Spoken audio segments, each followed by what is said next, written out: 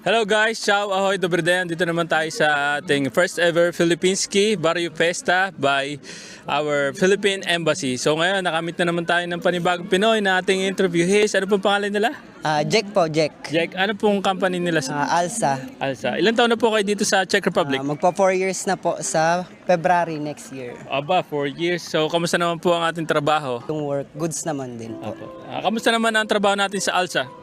Chill lang tayo. Wow, chill lang. Pwede mo malaman, low-key. Pwede mo malaman kung anong ating agency from Pinas?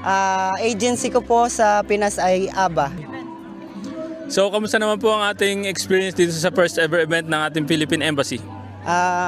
Okay naman po kasi madaming mga Pinoy na mga pumunta. Papipiliin ka kung anong Pilipino ulam ka at bakit? Siguro ano lang, sisig, Sisig at bakit? hot. Wow! So, Parang nagliliyab. Wow! So nagliliyab ang ating kasama. Maraming salamat po. Diary of an OFW. Ito ang kwento, Kwento nyo. Thank you very much. See you again. Salamat.